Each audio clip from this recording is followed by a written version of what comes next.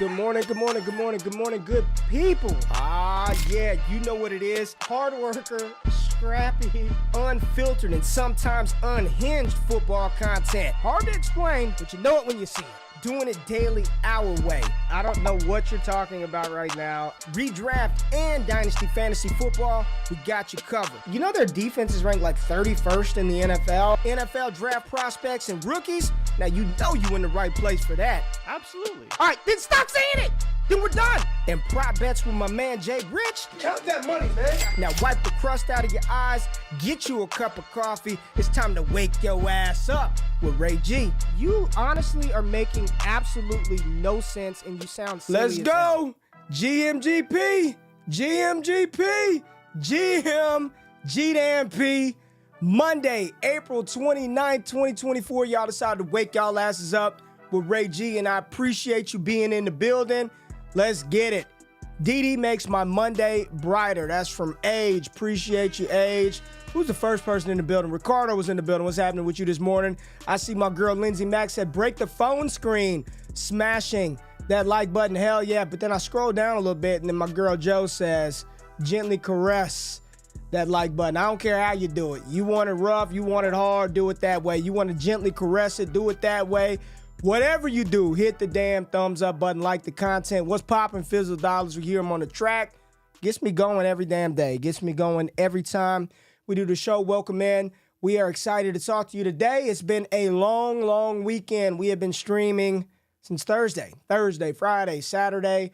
Last night, Scott Connor and I, we dropped the video. It was a two-part video. I don't know what happened. Middle of the stream, screwed up, but dropped a video where we went through every single draft pick, every single one, every single rookie that was selected, and we gave our analysis. We talked about them in clusters and packs. It was about a 2.5-hour show last night, so make sure you check that out. We're actually going to re-upload and repost that show so it's in one single place. I mean, you can go watch it right now. It's just two separate videos, but every single pick, I got it all timestamped so you could skip around through that. That'll be posted right after this wake-up show.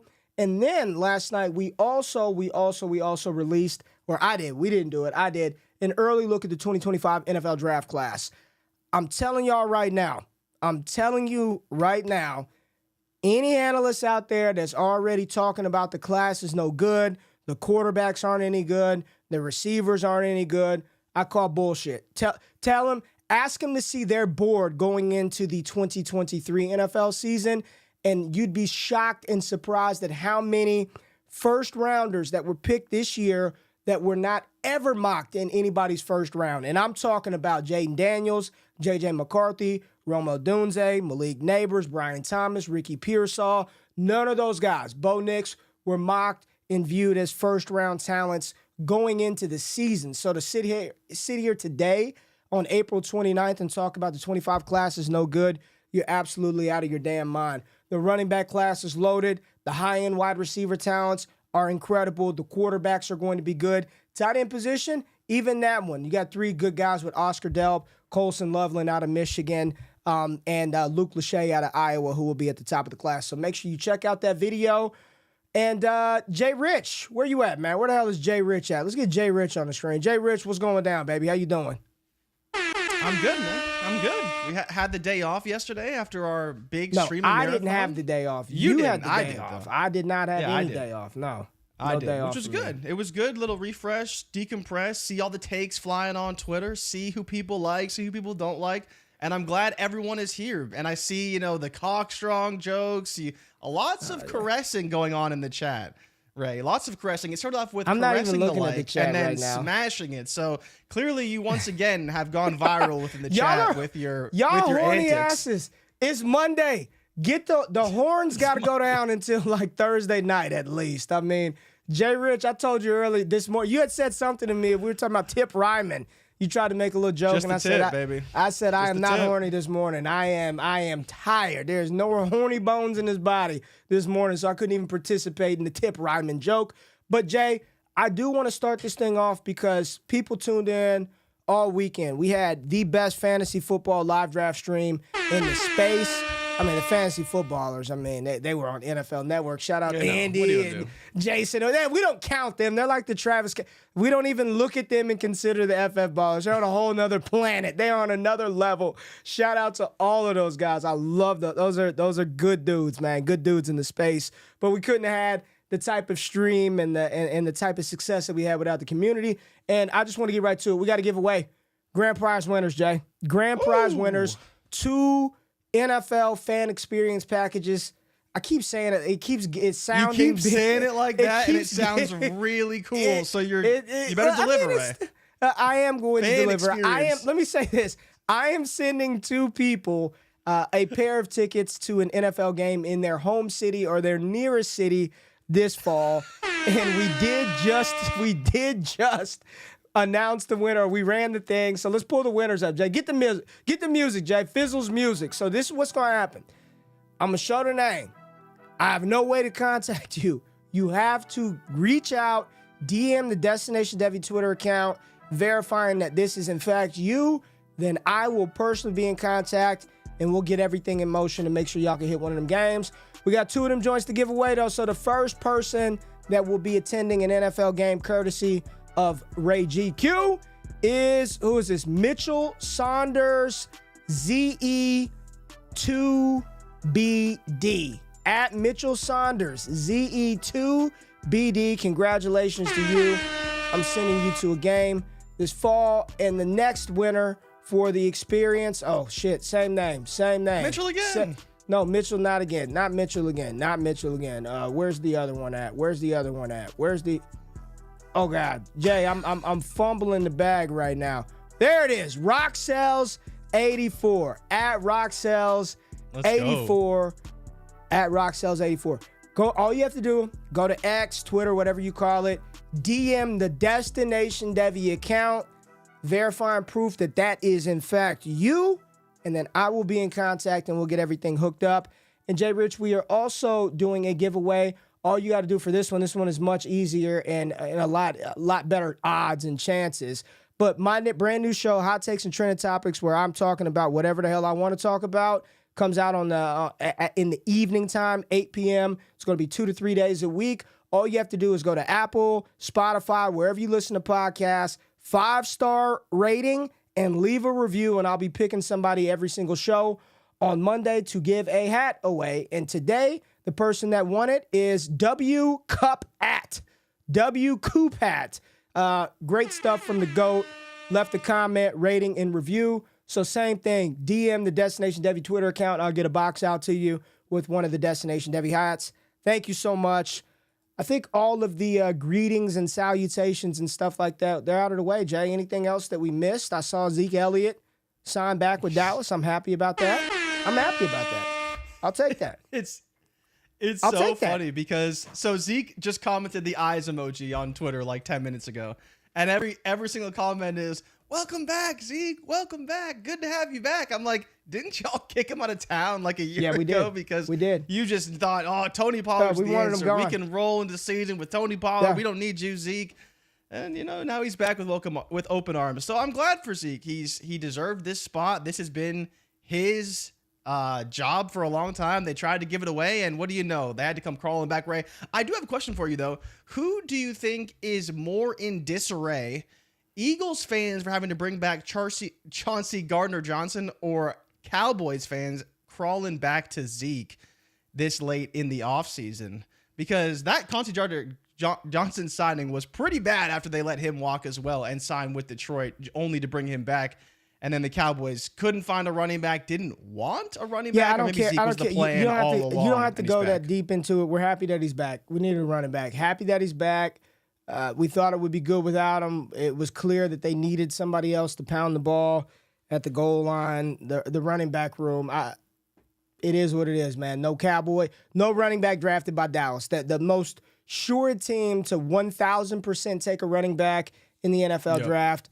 They ain't do it, Jay. They did not do it. But let's talk about these rookies, man. And where do you want to start, Jay? We said this show would be a show of the people. So we are really looking in the comments to see what y'all are doing, seeing what y'all are seeing out there in these streets. I am currently, Jay, in 3 or 4 rookie drafts right now with a few more starting today.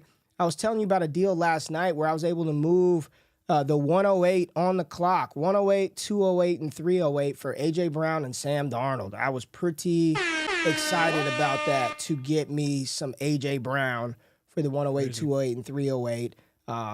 Yeah, man, it's wild out here in these streets, man. Looking at these receivers and where they're ranked and where they're going and how people are reacting to them. I'm seeing people. Listen, I love them, but Eric All, tight end 13. We got Ben Sinnott, tight end 10 in Dynasty. There's a lot of magic beans getting passed out right now across the space, Jay. But let's just take a look at what some money is saying that these rookies are going to do. Can we just look at some season-long totals for some of the top rookie picks in the draft? Can we do that real quick? Absolutely, right? Absolutely. Yeah. This is one of my favorite markets to look at because you have real numbers and more importantly, real analysis, putting these players into roles and fits on teams. And look at some of these numbers. So you see here, we're looking at Marvin Harrison Jr., right? Yeah, we're looking at Marv right now. We've got Marv on the screen right now, and Marvin Harrison Jr. on Underdog. You can put him in a slip. He's right projected at 1,000 yards on the season. So now that he's there, JRich, how do you feel about Marv going over 1,000 in his rookie year? I kind of like it, Ray. I mean, if a player was going to get peppered with 130, 140 targets as a rookie, it's probably going to be We're actually going to do this now because I feel like these are going to move. Put it in. Yeah, so Marvin Harrison, you like him over 1,000 receiving yards this fall? Yeah, 1,000's a good spot. No movement on DraftKings right now with the same line, but I do like the spot for Marv. Marv is probably going to see the target volume, and it's just whether or not him and Kyler can connect for 1,000. But yeah, I'm willing to bet that a rookie receiver in him would go over 1,000. Now, Malik Neighbors. What do you think about Neighbors? I don't know if you saw that stat. I don't know if you saw the stat about Daniel Jones. Did you see it over the weekend? No, what's the stat about Daniel Jones? Most receiving yards for any wide receiver with a Daniel Jones at quarterback is Darius Slayton with 770. Now, again, it's Darius Slayton. It's not a higher marquee type of player, but it was definitely interesting to see him not support a receiver over 800 yards. You see right here, Malik Neighbors, 875.5 receiving yards. I think we expect the volume to be there for Malik Neighbors, but the efficiency could definitely be a problem. Oh, yeah. How do you feel about him at 875.5? That's basically right around where Devonta Smith fell in his rookie season, because I believe he had like 930 yards his rookie season. Smitty had close to 900. It's fairly significant, 875. JSN in a, third wide receiver role in a decent offense was at 600. And then you look at a player like Smitty was 900 in a much better offense. So I think the offense is going to suck, and I don't really like Daniel Jones. I'm almost tempted to take an under here at 875. Right? How do you feel about it? An under on Neighbors. I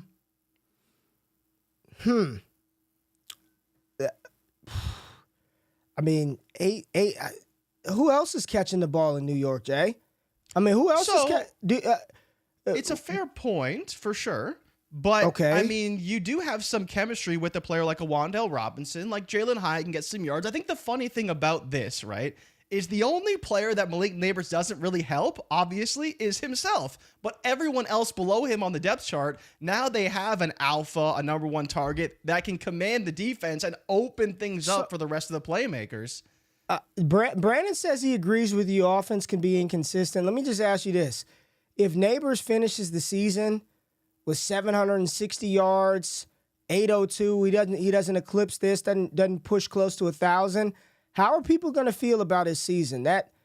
This would not be good. If he doesn't hit 875, what did Drake London do in his rookie year? Wasn't he about a 700-yard receiver as well, and he was averaging less than 10 points per game? This would not be good, Jay.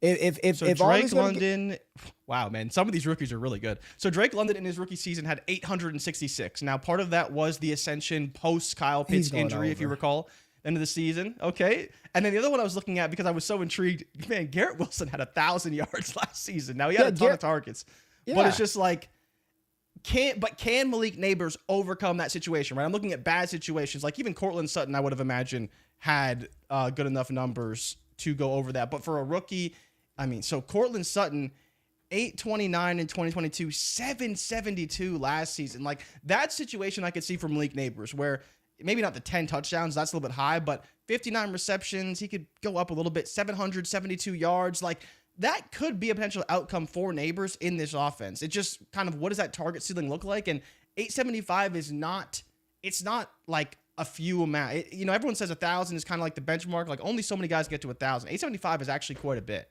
All right, let's go to the next rookie. Rome Odunze on the board, 750 yards for Rome Odunze. So he is by far of the first-round wide receivers that are listed and there are lines posted for, the lowest. You've got Marv at 1,000, Malik Neighbors at 875, Rome Odunze at 750. Then you have Xavier Worthy at 850, and Brian Thomas. This one was a little shocking for me at 800.5 yards. So Rome Odunze 750, Xavier Worthy 850, Brian Thomas 800. If you had to take one of these guys, how would you feel about Rome 750? 750? For man, Rome. That's tough. 750 so, for like I Rome. mentioned, JSN was at 630 in a pretty limited role last season, at least in an established offense. On DraftKings right now, it's 700 with minus 125 to the over. So there's optimism for Rome. But the thing for me that's tough is how much do I want to bet on Caleb, right? A 3,500-yard passing yard over-under right now. We know that DJ Moore's going to get his targets. We know that Keon's going to get his targets. But do you think there's a world, Ray, where even if DJ Moore or Keenan miss like 3 or 4 games combined, that Rome could go over this number? Because if that was the case, Keenan's missed a bit of time throughout his career. He's had some games where he's banged up. DJ Moore is definitely a player who's very durable, but if he did miss a game or two and was bumped to the number 2 target for even like 3 or 4 games, I think he would smash this number and go way over it. But over 750, knowing that 750s, I'd rather let me just tell you what. Let me tell you why I don't like this number. Tough. You said the books have DraftKings at 700. Is that what you said? Yeah. Prize Picks has this number at 675. So you're talking about a range of 675 yards to 750 yards. If you are underdog, then the play is you take the under on this. You take the value. Yep. Underdog is way too high on this number compared to the market. You just take the under, and it doesn't. Now, my personal feeling is this is going to be a difficult task for him to achieve in 2024. Yep. I've talked about this the past 3 days. I don't need to go and regurgitate this take. I think it's going to be difficult for him to produce high-end numbers this year. I'm not concerned about his outlook in the future. I'm not concerned about his dynasty value. Little of that. Redraft. I'm talking about this season, 2024. I would take the lower on Rome Odunze, 750 yards. Xavier Worthy, Jay, I don't know where the books have him. Prize Picks, 825. What do you say? Where the books have him at? Look, Prize Picks, 825. Underdog 850. What do the books have Xavier Worthy at? 800 minus 140 to the under, Ray. Okay. So that's like one of the best values you'll find right now. Yeah. 800 with and I'm not surprised either. Like 800 is a lot for a player like Worthy that we do kind of project a limited role, right? Like maybe not a gadget type role. I don't. Really? I don't. You don't project a limited role? Not. I don't project a limited role at all. Really? No. Because even Rashee Rice took a while to get going last year. So if you just project a similar, he had 938 yards and what I would consider a slightly, I guess, easier role to get targets in, receptions, get easy yards, right? Like the quick completion kind of guy. Worthy can do that, absolutely. But if he doesn't take that role from Rice, kind of how do you want to go about that? But if you're telling me that you need him to go over 850, knowing that Rice only had 938 in his rookie season and did take a couple games to really establish himself in the offense, I'd be happy to take the under and just pray he doesn't catch too many deep balls and ultimately still falls under 800. And if you're getting the value at 850 on Underdog, yeah, I'd probably still take the under there. All right. Last receiver we're going to talk about, because these are just fascinating numbers to me. And what this does for me, Jay, is it grounds my expectation level for some of these guys when I'm pressing that draft button.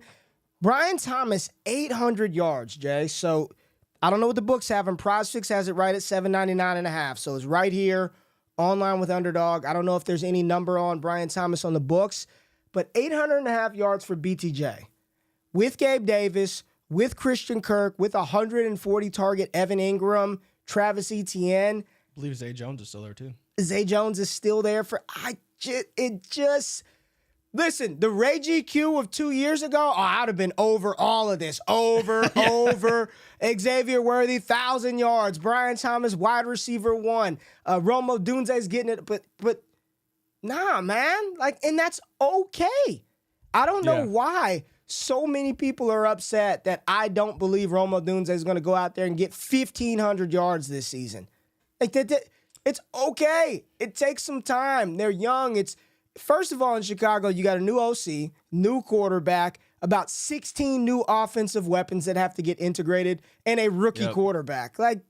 It's all right if shit starts off a little slow and the volume isn't there or the receptions it's okay for them to acclimate to that next level, Jay. But 800 yards for Brian Thomas.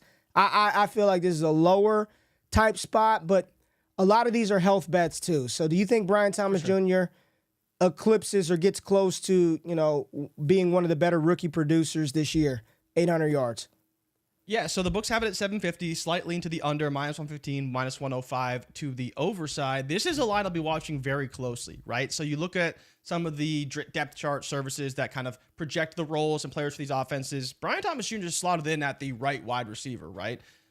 We know that Gabe Davis is going to have a deep shot role, but it'll be a limited role. He's never been able to expand to have a better role. So if you kind of project him to potentially be the number 2/3 target in this offense, I actually don't hate the potential for quite a bit of upside. We know that Ingram's going to get a ton of targets, but yes, he is. I think we know that they drafted BTJ for a reason, and he'll probably be the number 3 target, at which point, with his size, with his speed, some ability to get deep as well, this is a pretty solid line for a player that does have a lot of upside. And more importantly, Ray, playing in an offense that's probably going to pass the ball 600, 650, maybe even 700 times if they have to. And that's one of the things I do like about the Jaguars offense and Trevor Lawrence. The support for multiple pass catchers over that 600-700 yard mark is possible. And with BTJ's upside and speed, if you get a better line on this, maybe I wouldn't take it now, but if it starts to shift 725, 700, it's definitely in the realm where he could absolutely go over that number. So I do like it quite a bit. I don't think it's a bad one, and I'd definitely be considering an over. I think an under is a little bit tough, though, because there could always be an injury to pretty much any of the players ahead of him. And I think at that point, he would be wheels up. So he's definitely a player with a lot of upside in this offense, mostly due to volume. But I think 750 is a pretty fair number for him right now. We'll leave that alone. Brock Bowers, 700 yards. I think we've discussed this a bit. I'd be taking the under, man. I love this spot for Brock Bowers. I know we went back and forth on draft night about it. Maybe we'll talk about it later. 700 yards. JRich is saying he would take the under on this one. A couple of people ask about the quarterback. So let's pull up Jaden Daniels, 3,300 yards for Jaden Daniels. Really? 33.5, man. Oh, wow. Man, I think that line moved because I swear that line was at like 31 or 31.50. But yeah, 32.50 right now on DK. So, kind of in line with what you're saying. It sounds like a lot, though. It sounds like a lot. It really does. Until you, what did Bryce have last year? Like 2,900? I'm looking at Daniel. Daniels is at 3,300 and a half. Yeah, Bryce had 29. McCarthy, 3,150 for JJ. Caleb Williams, 3,550 and a half. Bo Nix, 3,000 on the dot. That feels like that's the value one. I mean, do any of these QB numbers get you excited? 3,000 for Nix, 3,550 for Caleb, 3,150 for McCarthy. I feel like I would take the lower on that. I feel like I would take the under on that. I still think Darnold's going to start the season. Okay. Just start the season. They're gonna play him 2, 3, 4 games. That's all it'll take. Yeah. Right, and just Darnold playing those couple of games pulls enough back from McCarthy to where he may not hit that number. But I haven't ran the Sims enough to really put anything on that yet. But Jaden, 3,300 for Jaden, man. 33 or 35 for Caleb. You like either of those? So Caleb, I don't. That's just my lack of faith, and honestly, to be like very frank, understanding of the Bears offense and what they're going to do, how they attack. Like, I know everyone's saying he's gonna be the first 4,000 yard passer in Bears history, and I fully believe he will get there. Just probably not in his rookie season. You look at Jaden at 3,300. I do like it. I actually was tempted to take a Bo Nix over at 3,000. I'm thinking about Bo Nix over too, Jay. Like, I'm thinking about Nix over 3,000. Right? And so you look at the Broncos offense last year, and for me, it's like, it's very simple. I go see what did Russell Wilson do last year? And even he had, Ray, 3,000 yards last year. And he didn't play every game. And the year before that on the Broncos, he had 3,500 passing yards. Now, again, do I believe that Bo Nix is a phenomenal quarterback by any stretch? No, I don't. But I do believe there's a world where he could throw for 3,000 yards if he starts the season. But to the same extent, Ray, what is your confidence level that he starts the year? As bad as that quarterback room is. Bo Nix? Yeah. Do you think it's a guarantee? I think he's the starting quarterback. Absolutely. Yes. Okay. I think he's the starting quarterback out the gate. Yes. Yeah, so that was my only fear is like, even though he was drafted high, like you're saying, you don't think that McCarthy's going to start the season because you obviously believe Sam Darnold's a more capable backup, and I would agree with that 100%. But Ray, the other bet I was looking at is just good enough to get him through a couple of games. You know what I mean? But this is what we're going to do. This is what we're going to do. I'm just in the spirit of giving shit away, Jay. I'm in the spirit of giving shit away. We got 5 picks in. Okay, let's confirm these. What do you have right now? Okay, so this is what we have. I gotta make sure we're good with these. We'll make sure we're good because this is some of your money too. This is your pay here, Jay. We got higher than Marvin Harrison Jr., 1,000 yards. We feel good about that one? We locking that one in? Yes. All right, boom. 100%. Malik Neighbors. We'll talk about him in a second. I've got him higher than 875, but you've got me nervous now. Rome Odunze lower than 750.5. Xavier Worthy lower than 850.5. Bo Nix higher than 3,000 yards. So the only one that we've got some issue on, Jay, is Malik Neighbors, 875. Yeah. Come on, chat. If this slip hits, if this slip hits, I'm gonna give away $100 from this ticket. If it hits. We'll figure out in a year from now if it works. Yeah, but you'll get your money in a year. Yeah, you'll get your money in a year. Put it in an interest account for that. So they can get some growth. We'll put it. Yeah, well, you'll get some interest. What are we doing with Malik though, man? Are we higher? Man, people are saying a bit high. It's a little bit rich for my blood, right? Okay. Like if I'm putting money on it, it's a little high. Again, but it's one of those lines where I don't necessarily want to take a lower because I know the talent that he is. I know the talent he possesses, and I honestly do. Like I am still a dayball truther. Like I think he will figure it out. Just maybe Jones isn't his guy. Big time Timmy Jim said Neighbors over, just made a double espresso with them beans. Oof, hit me with the magic beans. I'm getting hit with my own joke. Jay, is there anybody else? Somebody said take out Rome and switch him with Caleb. Over Ray, let's go. Ray, how you feeling about Zeke to the Cowboys? I'll take it. I'd rather pass if I had to choose over. Betting the over means I have to trust Daniel Jones. Yep, that's it. No right? Darren Waller. And it's tough. No Darren Waller. No dog. We're going over. We're taking it. This is the slip. This is it. We're going over. We're taking it, Jay. We're taking it. All right. All right. I'll trust you. All right. Picks are locked. This time. Picks are locked. We're going to. Oh, I can't. I've hit the limit. Oh, thank God. I tried to put. I hit the limit. Let me see if I can go. Let me see if it'll let me go 250. Let me see if it let me go. Let me see if I can go 400. Let me see if it'll let me go 4. Damn. Let me see if I can go 300. Getting limited. Let me see if I can go 3. I'm getting blocked here. There it is. We got it. We got it in.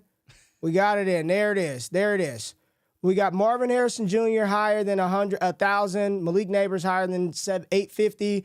Rome Odunze lower than 750. X-Worthy lower than 850. And Bo Nix higher than 3,000. If this hits, we're gonna give away $100 from the slip, Jay. Let's screenshot this and just so I can have it for my records right there. There we go. We got it, and I'll put the slip on X later. But just interesting to see where the books have these lines, Jay. But let's talk about them, right? Let's talk about these players. If this hits, we'll give it away. We'll give $100 away. Not the whole thing. Hell no, not the whole thing, but we'll give $100 away. But Jay, let's talk about the class and the picks and things that you liked. We talked about. I've been looking at winners and losers. What are some of the picks and the players that you're still struggling with this morning, man? You're still just, I don't know what to do with this player. Who is that? This is an easy one for me, Ray, and I think even you would admit that there is some intrigue, but it has to be Troy Franklin still, because I am still purchasing cases from Costco of the Magic Beans, and I just want to believe that there's an opportunity there. I want to believe the depth chart stinks. I want to believe that Bo Nix and him can get it going early, and especially the biggest problem, though, and the reason why I really don't want to draft him is the draft capital. Someone on Twitter today tagged us on the bottom of our stream with him trading up to go and draft Ricky Pearsall, first round wide receiver to the San Francisco 49ers. He was drafted after Troy Franklin, who was a 4th round selection to Denver. That is probably the one for me that is the toughest. You know, some people may say Drake Maye. I do personally have a love for Ladd McConkey, and I would admit I personally would overdraft him. But where you're getting him, it's not terrible. But Troy Franklin, for me, is by far one of the most difficult, because I do still believe in the talent. I love the situation. I think that Sean Payton can do great things with him. And more importantly, I think the connection with the quarterback could lend itself to early value. The problem is where you have to draft him is really not the best start.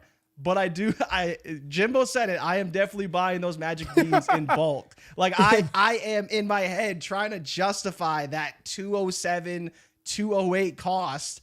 I haven't drafted him yet. I probably won't do it. I'll probably just restrain myself. But that's the one where if he hits, I'll be like, see, Ray, I knew it all along. It was going to work out, right? It was going to work out. This is why I love this community, man, because people are it's open, honest.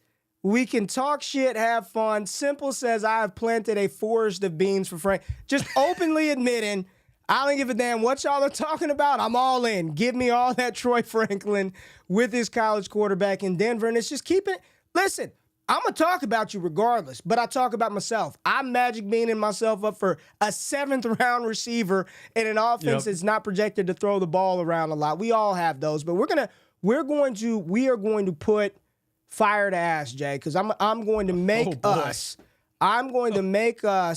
prioritize these players, right? So we're going to do a little list. We're going to make a little list. We got the must drafts.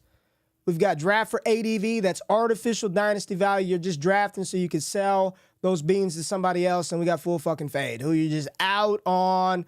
No thank you. So let's go with our must draft players. And we don't, listen, we could just get some guys out of the way, right? Like you can Marvin throw all the quarterbacks Harrison, up there. The quarterbacks. Is Drake Maye a must draft, Ray?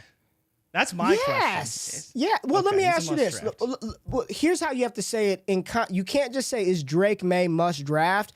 You have to do it in context of, would you rather Drake Maye, or would you rather trade the rights to the pick for Drake Maye for X veteran that's already in the NFL?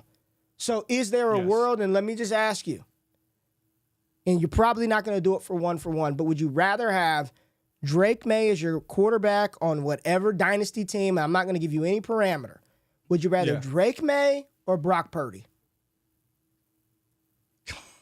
I know and think about everything that sort of goes into it, right? How the flexibility, the liquidity, probably Brock Purdy.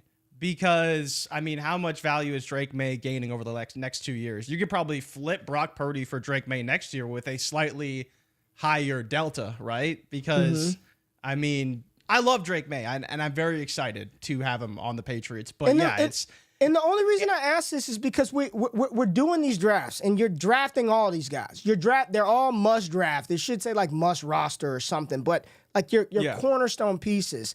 But you will hit spots in the draft where we talked about it earlier in the show, Jay. I'm on the clock at 108. Rome Odunze is right there. I get an offer for A.J. Brown. Like, Easy. Rome Odunze is must draft, but I would rather have A.J. Brown at that slot. So, like, must draft is must draft, roster, franchise builder, cornerstone guys. So let's change that to cornerstone, right? Let's call it foundation.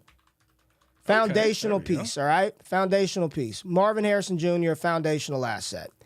Caleb Williams, foundational asset. That's somebody that you're gonna build and grow around. Malik Neighbors, foundational asset. You're gonna build and grow around Malik Neighbors. Are you building around Jaden Daniels in Dynasty? Are you building around Daniels, or is Daniels being added to something that's already built? Just asking. I think where you draft him and where he's valued, building around he is a Daniels. building. If you're not building around him, then you're just very lucky to have him on your team. Are you building around Brian Thomas Jr.? No. Are you building your wide receiver core around BTJ? Absolutely not. Absolutely not. I think it could be a 1 in Jacksonville, but I think it would take some time. But definitely not. He's not a building block piece. I think we know who the building blocks are, and he is probably not going to be. Is this it? Or would these be the only 4 pieces? Brock Bowers. Are you building around Brock Bowers in tight end premium? I say yes. I am not. I am not. Absolutely I know you are. are. I am not personally. He'd be second for me. Okay. Well, I guess there's kind of a tier in between here. You like drafting for ADV is pretty disrespectful. All right, so what's next? What's next? What's the next I would just tier say then? like good players. Like it's somewhere in between, right? You're not drafting for ADV, but they're good players. They're good players, right? Like solid assets is what I would say. Like production, some value. There you go. Something. And then like that. we'll move ADV here, and then ADV we'll and go full fade fades. here. We'll go fade here. Yeah. Okay. So Brian Thomas, solid asset, but not an asset that you wouldn't be like he's untradeable. Exactly. He wouldn't be okay. If he All right, hits, he's still tradable. If Malik Neighbors hits, I'm probably holding on to him. Let's Throw talk Odunze about- in there. Let's talk about X Worthy. Foundational Ooh. piece, drafting for production, or ADV. Where's Xavier Worthy go? I think he is a mix of the two. Would you be comfortable throwing him in ADV? Because I think he is a draft for production player, but man, his ADV is going to be big. Like, I would take Worthy over BTJ in a draft simply because of ADV. I'm personally drafting Xavier Worthy for production. He's not a foundational piece, but I think he's a very solid asset that if the stars align and the crops harvest a good yield this fall, he could be somebody that moves into like a lower end. Like that is Patrick Mahomes. He's Devon A-Chain, right? Guy. He's Devon A-Chain.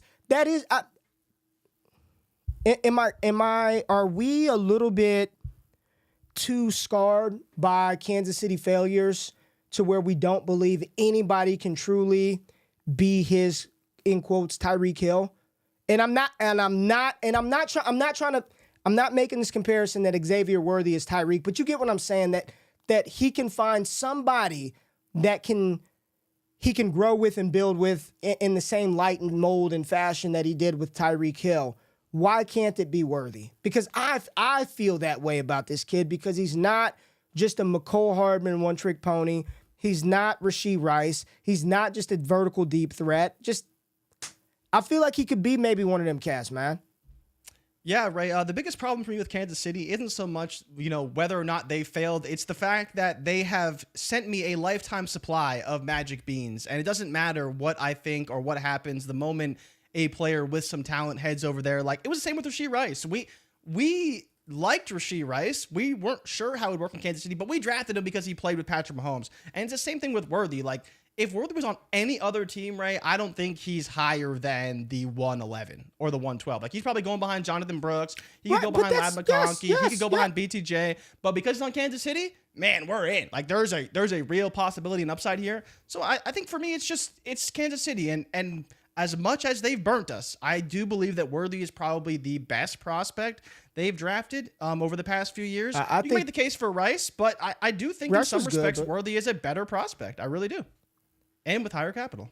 So I think he's firmly in there for production. My bad. All right. Rome Odunze.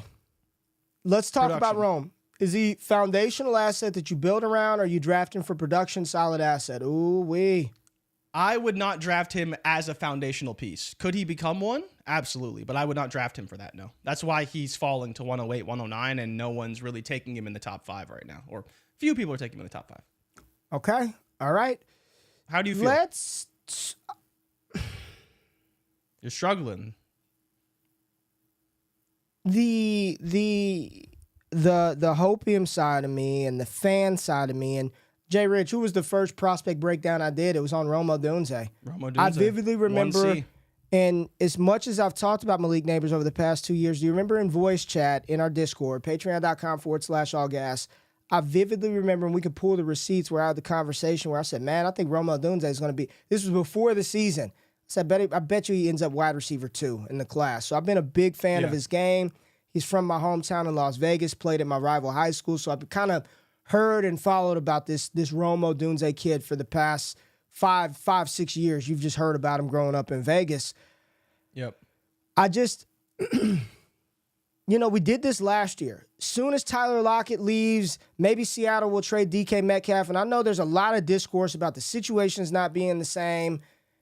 They still have Keenan Allen and DJ Moore on the roster now, and I just do not project him to.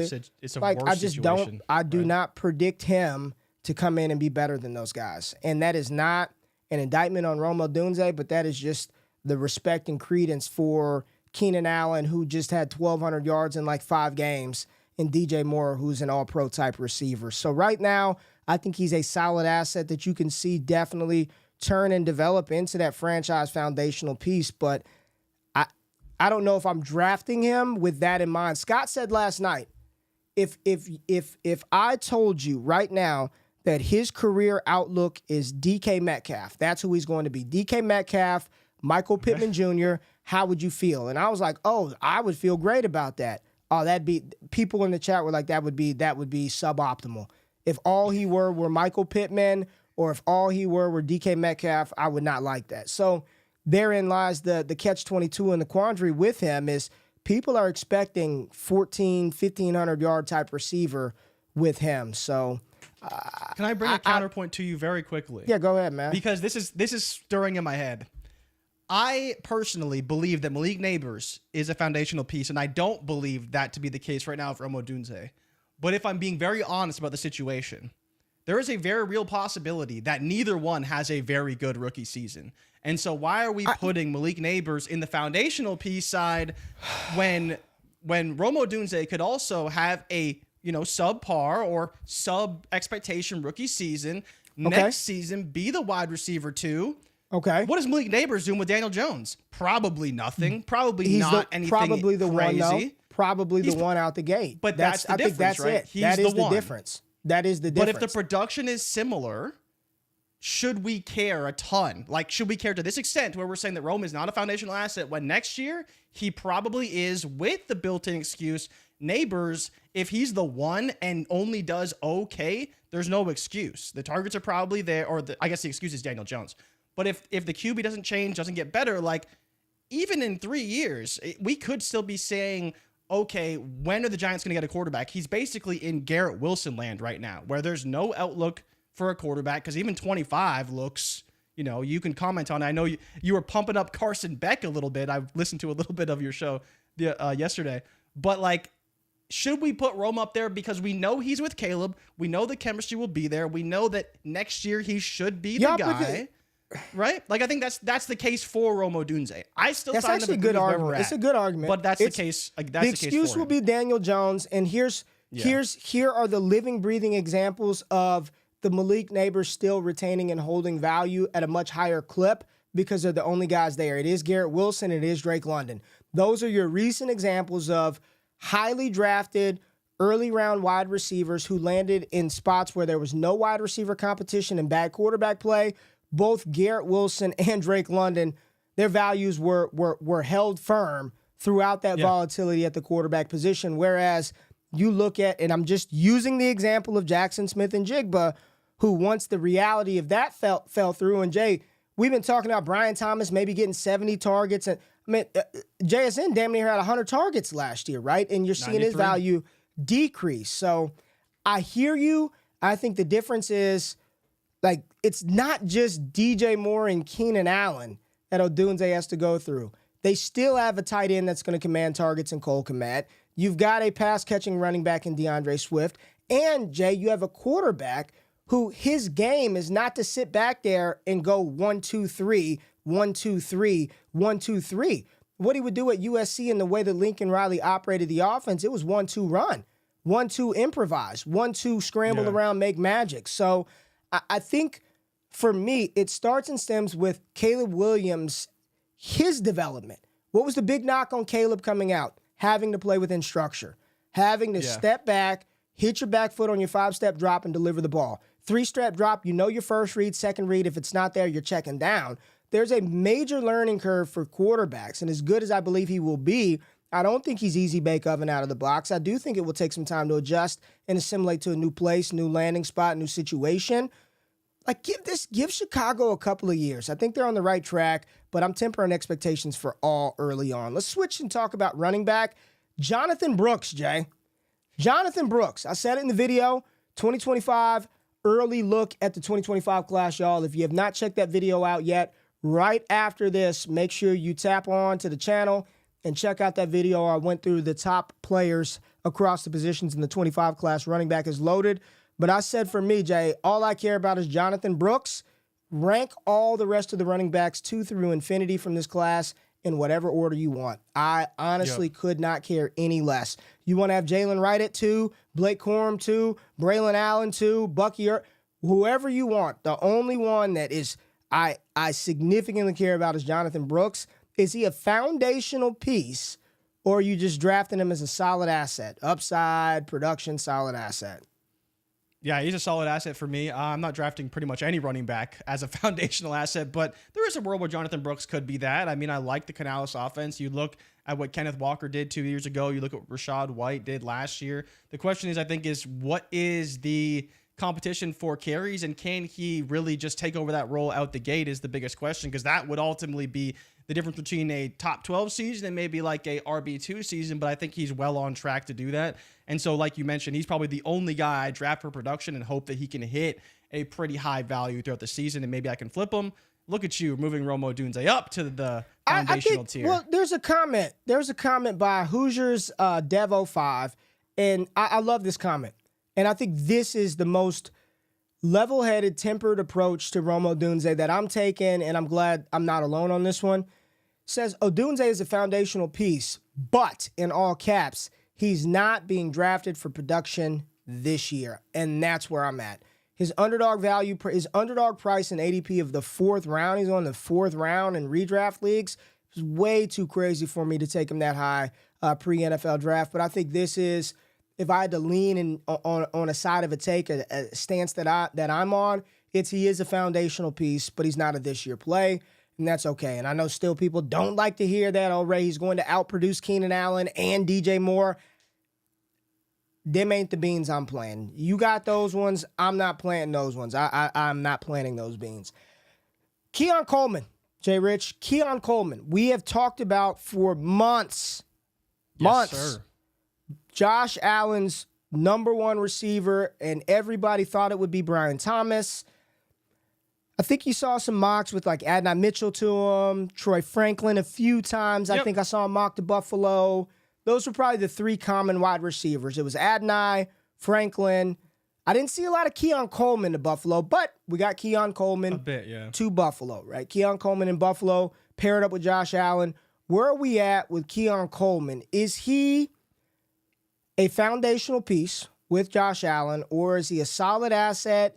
Is he ADV? Is he fade? Last night on the show, wow, Scott is not as bullish on this situation as a lot of people, and I hear his point, man. When you look at Joe Brady's offense from the time he took over for Ken Dorsey, and you look at the production from Stephon Diggs and Gabe Davis, it drastically went down, and that offense started to funnel and flow through James Cook, Dalton Kincaid.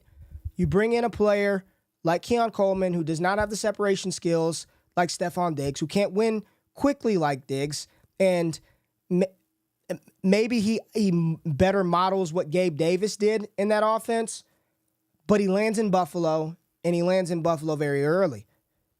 What are you doing with Keon Coleman? Is he a production piece? Is he ADV? Is he full fade? Or are you like, you know what? I want to build with Josh Allen's 1. He's a low-end foundational asset for me. Where are you?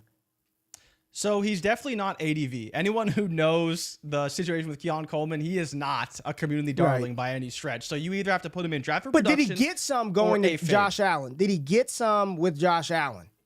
So I thought he would, but it doesn't really seem like it, if I'm being honest, right? Like, you look at all the situations, and Keon Coleman is by far in the best, like, where you project him to go. Like, it's really just worthy. He's in the better spot playing with Mahomes, but the wide receiver one, or the guy who was drafted in the first round, second round, whatever, to Buffalo as the first guy should have gained a decent amount of value.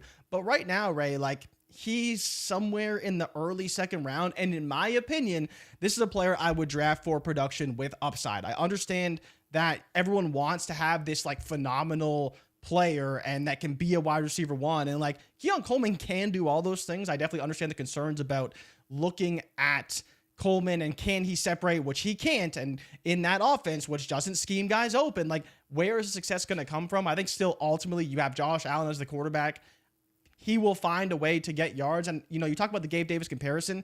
People don't like Gabe Davis, but he actually is surprisingly productive. And every single year, it seems like he outproduced. The only year he didn't outproduce his stats was the year he was pumped up to be like wide receiver 12. But even last year, he had 45 receptions for 746 yards and 7 touchdowns.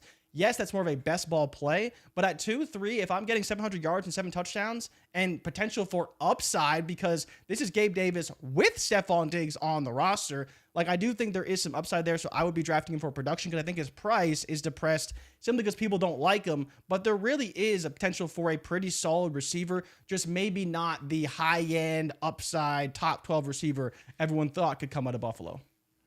Yeah, I was looking at the draft that we just finished last night. This is from one of our big money leagues, man. It was a $1,000 to get in this league. Let's see where Keon Coleman went. Is that the one with the crazy QB scoring? Yeah, with the crazy QB scoring. Keon Coleman came off the board in this one at the 203 spot. Ahead of Ricky Pearsall, Xavier Legette. Yeah, had all those guys. All right, let's have a conversation. So where are we putting Keon at? I would put him in draft for production, but do you feel like he's more of a fade? Nick Pick Six said, you guys are crazy. He said, I'm smashing all the beans for Keon, no regrets. He ain't just a slower Gabe Davis. I promise you that. He said, why aren't people in on Keon? Weren't we all begging for Buffalo to take a wide receiver? That's kind of where I'm at. Like, I think let's see these last two comments. Drew Sorensen Music. Shout out to Drew. What's up, Drew? Drew was in here last night. Coleman is just slow. Can't get separation, but he can be a contested catch guy. Probably max out as a high-end wide receiver 3 because the Bills' offense will be good. Mogg says if Coleman can understand his role as the big play guy, especially in the other side of the 50, on the other side of the 50 in the red zone, it's up for him. Call up for him, but solid, more than foundational for me. Okay.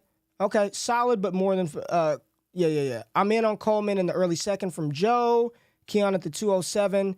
This guy was a top 3 or 4 wide receiver in September, wasn't he? No, Kanja. He was wide receiver 2 in September behind Marvin Harrison Jr. Legitimately, wide receiver 2.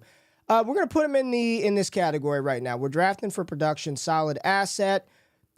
Jay, I think for me, these 3 players right here, I'm just putting them in D. Ricky Pearsall, Jalen Polk, Xavier Legette,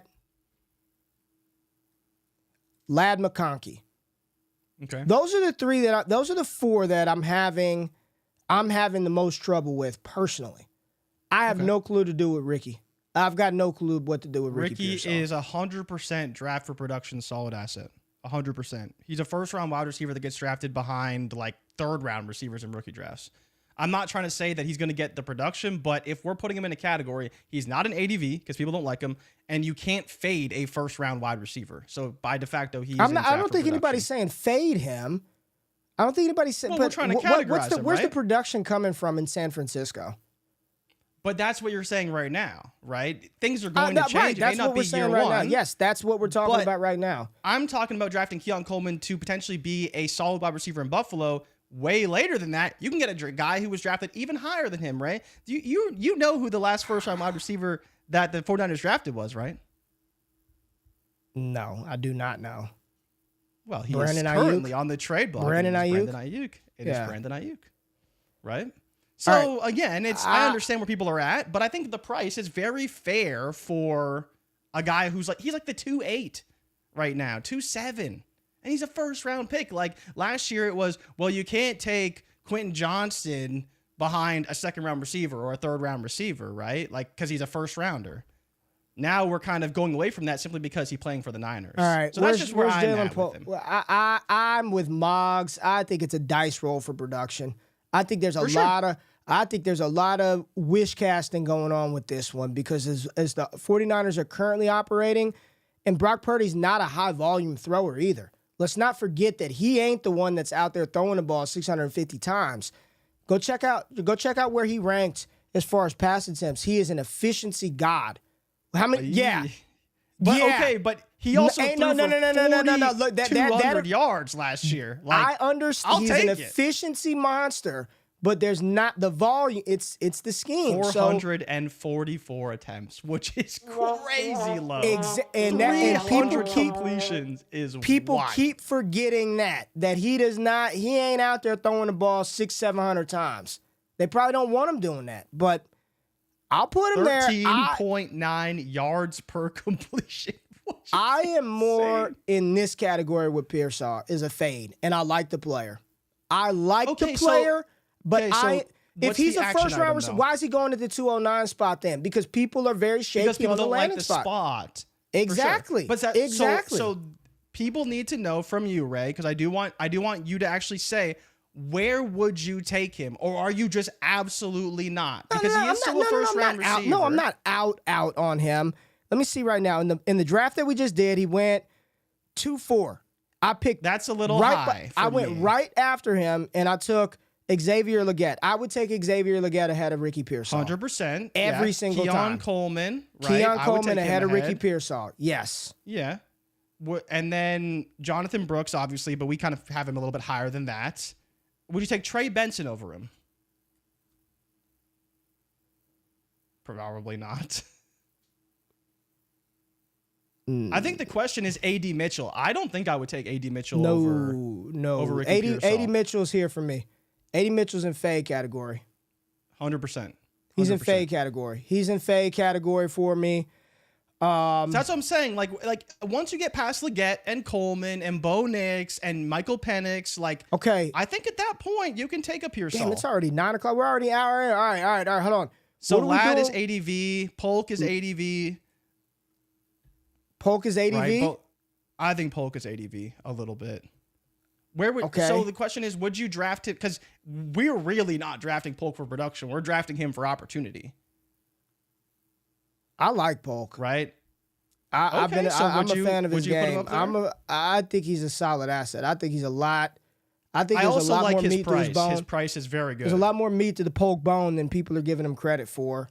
What are you doing with Troy Franklin? Your boy Troy Franklin. Let's finish this out. He is number 1 on the ADV list. Oh man, he number is 1. ADV king. As high as I could put him on the ADV charts, Troy Franklin is absolutely number 1. Absolutely number 1. Not even close. Even more than Ladd McConkey. He's just in his own tier, the Troy Franklin tier. Who else is in that Troy? What are you doing? And this was my boy, Roman Wilson. All right. Where are your thoughts? Where's Roman Wilson? Full fade. He's full fade for you. He's too expensive for me. There's been a lot of talk about him. This being a much better spot than people initially gave it credit for. JRich, Malachi Corley. He feels like another ADV guy, right? ADV with upside is how I would describe Malachi Corley. Okay. I like him. But I think, wide receiver 3 in this Jets offense feels a little, talk about wish casting. Like Blake Corum. I think he's ADV too. You think Corum is ADV? Well, you're not drafting him for production, and I don't think I would fade him. Like if Blake Corum was the Is he in the Troy Franklin tier? Is he in the Troy Franklin just hopium tier? He might. So the thing is, Ray, is that if he starts for season, you could probably flip him for a first. Oh, if he starts a game. That's where I'm kind of like, that's peak ADV. If you can take a running back and flip him for a first because he's starting the game, like that's the kind of receiver I want on my roster because he will be great. But I think he's ADV for me. Drew says he would take Roman Wilson over Ricky Pearsall. Go for it. KMG King said Corum. I think Corum is like here. That's Roman Wilson. Both of them light skinned. Where the hell is Blake at? I think Corum is up here, but you're we put him in for ADV. production, and we're in year one. You can't draft him for production in year one. You're going to put Trey Benson in there Kyron's not playing. None of the running backs are playing all 16, 17. No, excuse probably me. not. None of them.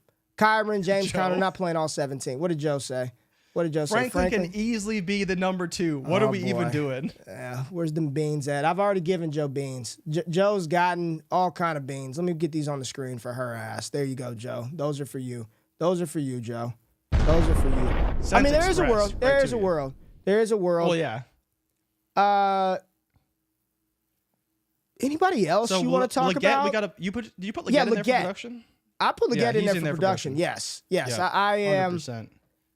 I am very much. He's another ADV. You can put him in the Troy Franklin tier. Jalen Wright can be in the Troy Franklin tier. I don't know. Most of the NH ain't gonna get banged up at some point. At some point, they're getting banged up. They're running backs. Sure. I'll put him in that tier. Who else do you want to talk about? Trey Benson, ADV, taking over for James Conner. Allen, ADV. Braylon Allen is in the Troy Franklin Hope in tier. Drew was in here last night. They were telling you that he is just one Breece Hall ACL tear away from leading that team in rushing. So, Michael Penix. Penix. What do you think, Ray? Drafting for production or foundational or ADV? What if I put Penix in the foundational asset tier? What?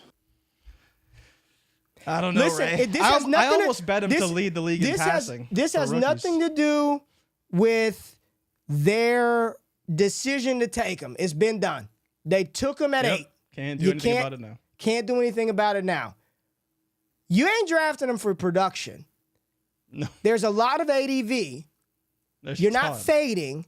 So, by process of elimination, is he not here? Just throw him in the Troy Franklin tier. We just have no clue what to do with this guy. His value is impossible to market. Impossible. But you can put him in foundational if you want him. He's top what? 8 pick? Top 8 pick? Bo Nix. Bo Nix is 100% in the fade category for me. Wow. His price is all right, though. His price is all right in terms of rookie drafts. Graphic said full fade. Graphic, full fade on Penix or Graphic 13, full fade on Penix or Nix? If you can get Penix behind Nix, I'm all in. Is JJ McCarthy a foundational asset? And when I'm talking about foundational quarterback, I'm talking about a QB that you could rely on to be a top 15 guy once he starts. Once he starts, can I have 12 starts to find out? No. I think he's really close. I would personally be drafting JJ McCarthy for production because you're betting on the offense, the scheme, the players in the system. If any player would succeed, that you really going to do that? You really going to put Drake Maye in the foundational category? I've really thought about this over this past weekend, and the narrative around JJ McCarthy, all process, Jay, was how good of a leader, winner, quarterback, decision maker, just command of an offense. That was the superpower, right? For JJ McCarthy. And a lot of people say, I just believe that Drake Maye is going to have to do a little bit more to help. He's going to have to put a bigger cape on his back to help propel 100%. That offense. And because he's going to have to do that, utilizing his legs more, probably more playmaker role, maybe be a little more volatile, I think he's the better fantasy asset. I feel safer. Here's the thing. I feel way safer long-term with Justin Jefferson, Kevin O'Connell, Jordan Addison, TJ Hawkinson. I feel much safer about JJ McCarthy's long-term outlook, but you're talking about scoring fantasy football points. I think Drake Maye is going to be in the position to have to do more and therefore score more points for us. And I don't think that's an unfair take, but that's just me. I feel safer with McCarthy, but I think there's a little more upside there with Drake Maye. I don't view McCarthy as ever being a top 12 producer at the position. I don't. And that's okay. That's okay. That's fair, but I think you have it flipped though. I think you're kind of mistaken in the point. Like, you're saying that Drake Maye can outproduce McCarthy this year, but I think you should be saying that Drake Maye can outproduce McCarthy next year when hopefully they add some more playmakers. They have a better roster around him. Like, I think this is a year, like you said, he'll put on the cape and play well and show that upside. But until he actually has a little bit more around him, can he really show that, like, upside? I think McCarthy has everything around him to, throw for 25 touchdowns and, have some rushing production to where he can be like a pretty solid quarterback, but not have the high-end upside. Our boy Josh McAtee, shout out to Josh, who's joined us on the draft stream. He just said, can JJ be Brock Purdy? Like, in my opinion, that is what you're hoping he becomes, is that. And well, he needs to be Jared Goff when he was in the McVay offense. That's what you need him to be. And that was a borderline top 12 quarterback, right? Because he threw for a ton of yards. I'm with Drew. I think there's a lot of hopium here. I think there's a lot of hopium, and I'm not saying that's wrong. Okay. I think you're drafting a solid asset in JJ McCarthy. I don't think you will ever view him as a foundational piece on your roster. Maybe, but can he, like Brock Purdy, outproduce his value consistently because of the team and the offense? Just, you may never get, like, if you're hoping to flip him, you may never get that. Let me tell you why no. And it's almost a pro argument to go buy and make sure you invest in those type of quarterbacks, because every year there's going to be something flashier and newer that does something more than the Brock Purdy types, and they'll just be pushed up. Like, legitimately. Yep. Next year, I'm telling you right now, next year, whether it's Beck, Sanders, Nussmeier, whomever it is that comes out, they're going to slot in higher than the Brock Purdy young guys. Maybe not Brock Purdy himself, but the Brock Purdy types, they will be valued and prioritized over all of them, for better or worse. That's just I think that's why I think he can outproduce his value, right? Like, that's why I think he can outproduce his value if he hits, right? He may never be, a top 12 valued quarterback, but he could produce like a top 12 quarterback simply because he's playing with two unreal receivers and a great tight end and in a great system. Like, I think that's where you look at McCarthy, you draft him because, the upside is very obvious. He's a first-round quarterback that went to one of the better offenses in the NFL. It's the same case for Brock Purdy. You don't want him, but he's on one of the best offenses in the NFL, so he's going to produce, and he played even better than that. And so JJ can do something similar. Let me hit y'all with this, because everybody in the chat, Forrest, L7W, bro, he isn't going there to hand the ball off. They got Jefferson. This won't be tolerated. Yada, yada, yada. Let me read what Kirk Cousins did, okay? Kirk Cousins, when he finished QB 11 with 18 points per game, had 4,547 touchdowns, 66% completion percentage, and 29 passing touchdowns. That was good for QB 11. In 2021 with Justin Jefferson, he threw the ball 561 times for 42-21 and 33 touchdowns. You know what that was good for? QB 12. JRich. The year before that, in Justin Jefferson's rookie year, threw for 42-65, 35 touchdowns, Jay. You know what that was good for? QB 11. So this is what you want me to predict and project JJ McCarthy to do. And with Justin Jefferson and with Jordan Addison, I will guarantee everybody this. He will not surpass 643 pass attempts over the first 2-3 years of his career. Bet you he doesn't throw the ball as much as Kirk Cousins did in 2022 with Kevin O'Connell and Justin Jefferson. All I'm saying is, if you're going to project him to slide in and be Brock Purdy, then he's going to be an efficiency monster. Cool. But if you're telling me he's going to go out there and do what Kirk Cousins, who's been one of the best quarterbacks in the NFL over the last decade, for him to go out there and do that in today's NFL, where you got quarterbacks that are like 4,000 yards, that ain't guaranteed no top 10, top 12. That ain't nothing these days. Yeah. And this is a quarterback who was not asked to throw the ball a ton in college. You can give me all the percentages for the first quarter to the third quarter you want. He was not a high volume thrower in college. So no, I am not projecting or predicting JJ McCarthy to come into the NFL and drop 4,000 passing yards and 30 TDs out the gate to finish as a top 10 QB. I'm just not. Now he can use his legs, everyone in the chat is though. getting on. Well, everyone in the chat, though, is getting on you because he can't use his legs. And Ray, I do want to bring up one comparison. Not because I think it's a great comparison, but it's an interesting one. Y'all act like I don't watch these guys in college. I know he's got legs, and he didn't fucking run the ball. And he didn't run the ball.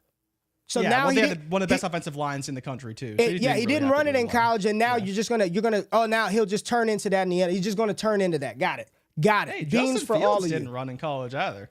But I did want to bring to your attention one player who actually you're a big fan of. You're actually such a fan that you purchased some of his merch. And that is none other than the Pastronaut, Joshua Dobbs, who was ripping off top 12 quarterback weeks for the Minnesota Vikings. And if you're looking to a quarterback and the style of play that could succeed to a top 12 level, I think you're looking to the run-pass mix we saw from Joshua Dobbs in Minnesota. I don't think JJ gets there right away, but there is a world where maybe that's the way you could deploy JJ, and he can be utilized in an offense to where he could potentially reach that top 12. To your point, he would need 400 or 500 yards, multiple touchdowns on the ground in order to help propel himself to that top 10 level, because it just, in this NFL, you're either a high-end passer or you pass very well and you can run. And so JJ will need to do a lot in order to become a top 10, top 12 guy. And I don't think, to your point, the efficiency will be there, but there is a world where maybe JJ can use his legs a bit more and, of course, pass the ball efficiently to be a top 12 guy. I'm not Jay. I mean, I know. You know, I'm just laying out the case for JJ. I'm just laying the case for the wish casting that we do, right? And I guess the bigger point is this: when the thing doesn't happen, when he doesn't throw for 4,000 yards, when he doesn't throw for 30 touchdowns, when he doesn't run for 900 rushing yards, don't bitch and complain and cry that he's a bust. Don't complain and whine and cry and he's a bust because he didn't do it out the gate.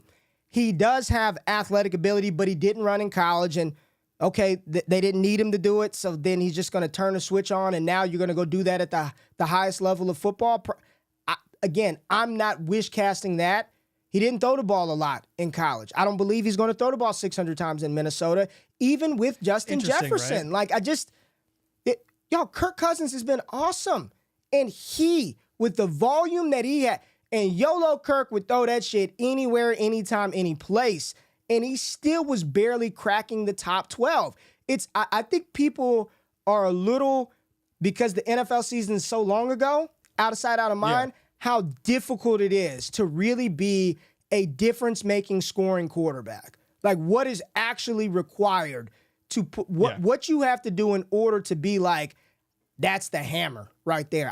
Those are the 6 QBs that I want. And after that, you can argue and debate about it. He's going to fall into a range of a whole bunch of other quarterbacks, Jay. My thoughts, it's just going to be a big cluster of would you rather Purdy or McCarthy, Jared Goff or Dak Prescott, Trevor Lawrence or Drake May. It's going to be one big hodgepodge of quarterback twos in that range.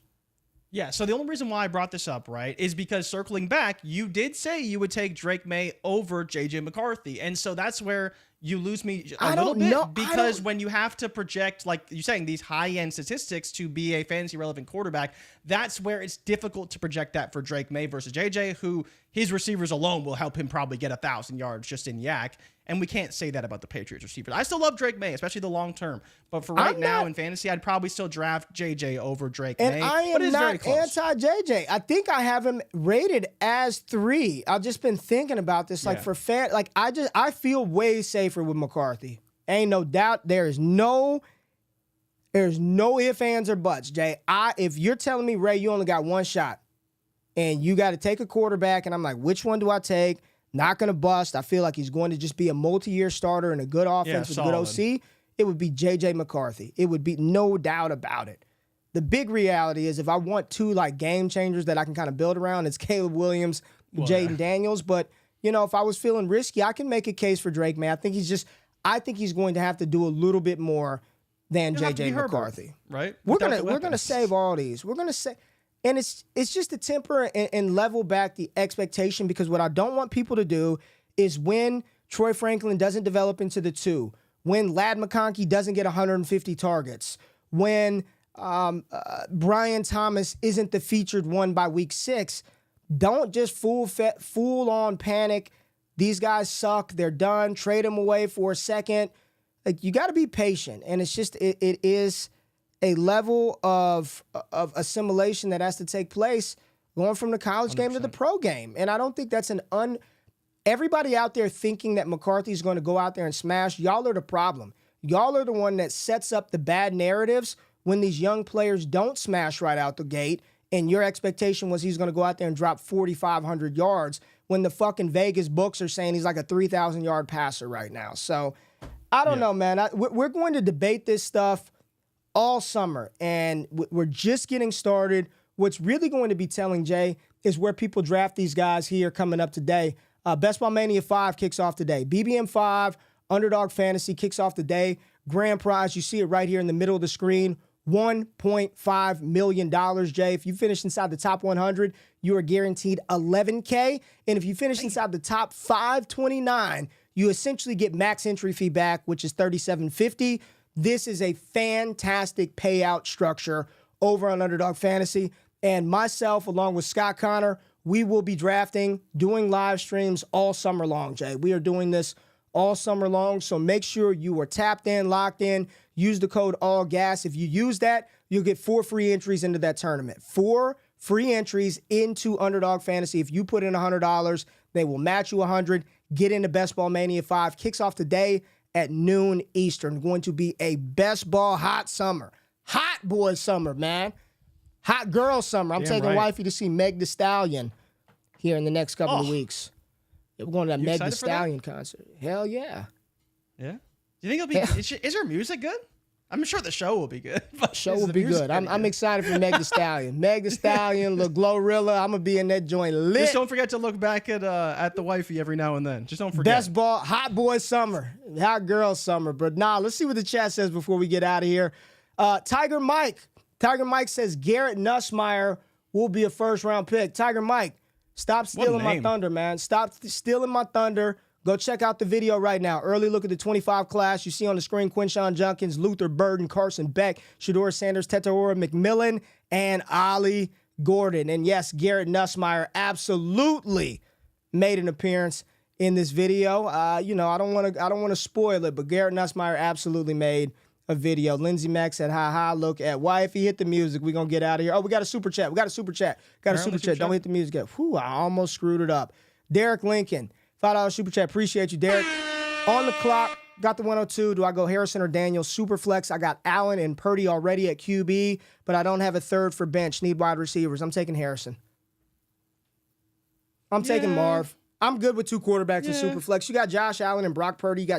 You've got Hammer Allen. You got an efficiency god in Brock Purdy. I'm assuming this is lineup, so you got to put one in to start. I don't want to have to flip between Daniels, Purdy, Allen. Give me Marvin Harrison Jr. That's a hell of a pick at 102. Yeah, take Marv. It's close. Take Marv. It's close. Jay Connor, this is Scott Connor's nephew right here. 12-team Superflex. Got Lamar at quarterback. Aiden O'Connell is number 2. Big yikes. I have the 105, 106. Do I double tap QB, Maye and McCarthy, or go 1 QB and Rome Odunze? 12-team Superflex with Lamar and AOC. Jay, you're at the 105 and the 106. You double tapping Maye and McCarthy, or are you getting a little bit of that Odunze action there at one of those picks? I'm 100% taking both JJ and Drake Maye. We kind of laid out the case as to when one could succeed. Could the other succeed? I'd be taking both because I think one of those guys should be usable for fantasy pretty much at all times. We'll see in 3 to 4 years, but I think you'd start off with JJ, hopefully move to Maye once you get some better players around him. And then, of course, you can flip one or the other potentially for some stuff as well. I think there's a world where you could easily flip JJ McCarthy for Rome Odunze mid-season. And especially with Odunze projected to have a lower outcome potentially, I would be taking both quarterbacks there, especially if you need one. Rome doesn't move the needle enough for me to not take both quarterbacks. Yeah, I'm with you. Here's what I would do, Jay. I would take one, and then I'd shop the next pick. I would see if I can move down out of that pick, see if I can move back a couple of spots. Because let me tell you one of the cool little dilemmas that I've seen early in these rookie drafts is if I got one of the Maye or McCarthys or a Daniel or Williams, and let's just say your quarterback room isn't ugly, I am more likely to move back and then draft Penix or Nix later while acquiring some more capital and using that to draft another position. I've been able to secure one of the big 4, and then I'll just move back and take Bo Nix, who's going to start, or Michael Penix, who's not going to start this year, or who knows when. But I think there's a world in which you can shop one of those picks as well. I would take one of the quarterbacks and then put that pick on the block and chill for 30 minutes. Just be like, hey, picking in 30, If somebody wants to come up to get a guy, and most likely what they would do, let's say you take JJ McCarthy or Maye and you leave Odunze there, somebody would want to come up for Rome.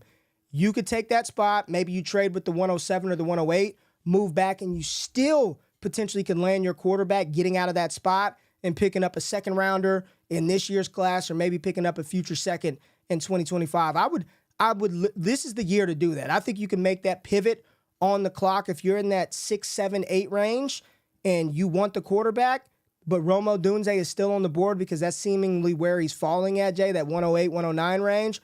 Move back a pick. Go to the team right behind you. Give me a second. You can move up to this. Most of the times they're going to do it. Fuck it. Odunze, I'll come up for a second.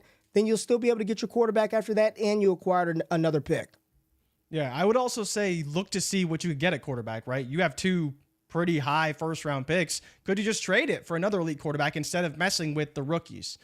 You could look at that as well. Trade both first, see if you can get a big-time quarterback to solidify that QB room for years to come instead of trying to take the gamble, trade down, etc. That may actually be your best course of action, is to shop both picks for a big-time quarterback with another team. All right, Jay. That's going to do it for today's show. Thank you, everybody, for checking out the content here on the channel, Destination Devy. Again, Destination Dynasty, Scott Connor just dropped his updated tiers, so make sure you check out that podcast feed. I have given away a winner to one of our Destination Devy hats. I'll be giving out a hat every single Monday on the show. All you have to do is go to the Hot Takes and Trending Topics podcast feed, Apple Podcasts, Spotify Podcasts, subscribe to the podcast feed, rate and review. We're just going to pick a winner every single week until the start of the season. Going to get some hats and some Destination Devy merch out to you all. Again, use that promo code ALLGAS for Underdog Fantasy. Get those entry fees for all the contests over on Underdog Fantasy. JRich, anything you want to say to people? I'm excited. Thank y'all for joining in for the draft. I'm excited about what we got coming, man. Yeah, lots of content this week, so very excited. Glad everyone was here, had fun, tuned in, and we have plenty of inside jokes heading into the next draft. So I'm excited for the next one, but definitely glad it's over. It was a long, 15 hours? And now we finally get a little bit of a break, but excited. Rookie draft season is here. So good luck on all your rookie drafts. And of course, ask us questions on Twitter, DM us, whatever. We can always try and help you out whenever we can. Let's get out of here, man. I don't think I have the outro loaded up, Jay. I think I lost the outro. I don't know where it is. Cold outro. I got it. I found it. We out. Peace.